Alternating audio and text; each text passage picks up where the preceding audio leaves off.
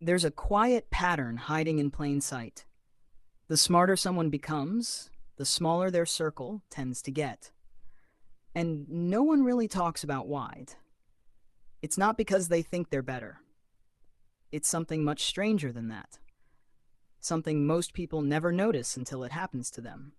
Psychologists have been quietly studying this pattern for decades, and what they found challenges almost everything we've been told about friendship, connection, and what it really means to belong. Because here's the truth no one wants to say out loud. Intelligence and loneliness are often two sides of the same coin. And by the end of this video, you'll understand exactly why and whether it's quietly happening to you. Most people assume friendship is simple. You meet someone, you enjoy their company, you keep them close. But for a certain kind of mind, it was never that simple. Because for people who think deeply, friendship isn't just company. It's cognitive labor. It's emotional bandwidth. It's a room in the mind that has to be lit, heated, and kept clean. And when your mind is already running 100 silent conversations with itself, adding another one from the outside can feel like static. Neuroscientists have a name for this internal noise.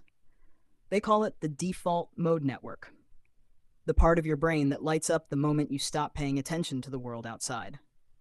In most people, this network hums quietly in the background. In deeply thoughtful minds, it roars. It replays conversations from 3 years ago. It rehearses arguments that will never happen. It builds entire universes out of a single sentence someone said in passing. So when a smart person walks into a room full of small talk, something quiet and painful happens. Their mind slows down to match the pace, and it hurts more than anyone realizes. But that's only the surface. The real reason smart people have fewer friends goes much deeper than discomfort at parties. There's a psychological principle called the friendship threshold, the invisible line where a relationship stops feeling nourishing and starts feeling draining. For most people, that line sits far away.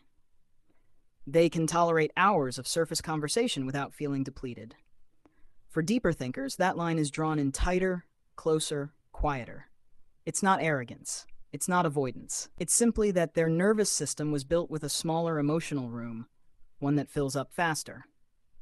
But here's where the story takes an unexpected turn.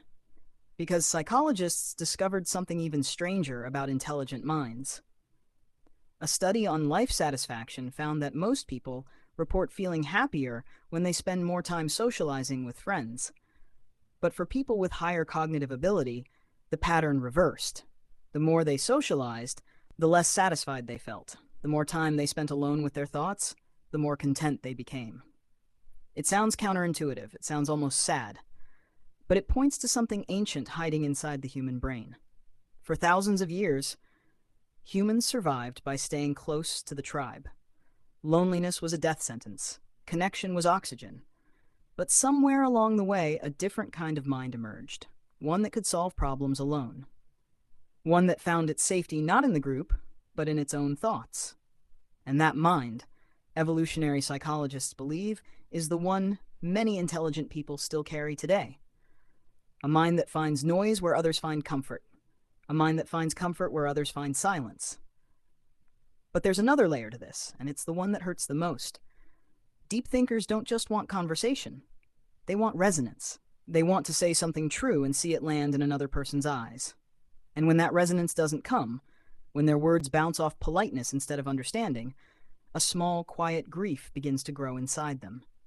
Over time, they stop reaching. Not out of pride, not out of bitterness, but out of a tender kind of tiredness that most people never see. Psychologists call this social exhaustion, but that phrase doesn't quite capture it. It's less like exhaustion and more like carefully turning down the volume of the world. And in that quieter world, something surprising happens. Their few remaining friendships become extraordinarily deep. Because when you can only afford to keep a few people close, you naturally choose the ones who feel like home. But even then, there's a hidden cost most smart people carry silently, a cost the world rarely acknowledges.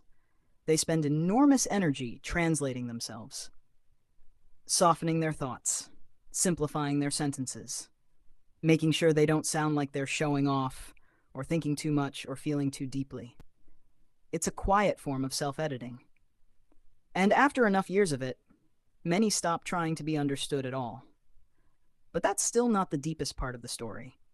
The real reason goes even further inward. Because intelligence, especially emotional intelligence, comes with a strange side effect. It lets you see people too clearly. You notice the small inconsistencies, the tiny performances, the moments when someone says one thing but their eyes say another. And once you see these things, you cannot unsee them. Every friendship becomes a slightly more careful choice. Every conversation becomes a little more selective. And then there's rumination, the mind's tendency to replay social moments long after they've ended. A single awkward pause at a dinner, a joke that didn't land, a message that was left unread. To a thoughtful mind, these are not small things. They are small films that play on repeat, so they protect themselves. Not from people, from the aftermath. And this is where a strange and beautiful transformation begins. Because solitude, for a thoughtful mind, is not the same as loneliness. Loneliness is the ache of wanting connection and not having it. Solitude is the quiet joy of finally having your own mind back. And smart people over time learn to tell the difference. They stop chasing crowds. They stop confusing volume with meaning. They stop mistaking being surrounded for being seen. But there's a warning hidden inside this story, too. Because solitude, taken too far, can quietly turn into isolation. And isolation, even for the smartest minds, is a slow kind of harm. Studies on long-term well-being show that even the most introspective, self-sufficient people need at least one or two deep, trusted connections to stay emotionally healthy. Not many. Just enough. Just a few people who understand the shape of your silence. So if you've ever felt like your friend list keeps getting smaller, not because you're pushing people away, but because you're finally becoming honest about who feels right, you're not broken. You're not cold. You're simply becoming more yourself. Intelligence doesn't build walls. It builds filters. And filters, though painful at times, are how a thoughtful mind protects the small sacred space where real friendship can finally grow. Maybe the goal was never to be surrounded. Maybe the goal was to finally be understood. So here's the question I want to leave you with. When you look at the small circle of people still standing beside you, are those the ones who drained you the least, or the ones who understood you the most? Share your answer in the comments. I read every single one. And if this video felt like it was written for you, quietly subscribe, because the next one goes even deeper. We'll be exploring why some people feel everything twice as intensely as everyone else, and why that might be their greatest hidden strength. Until then, take care of that quiet mind of yours. It's rarer than you think.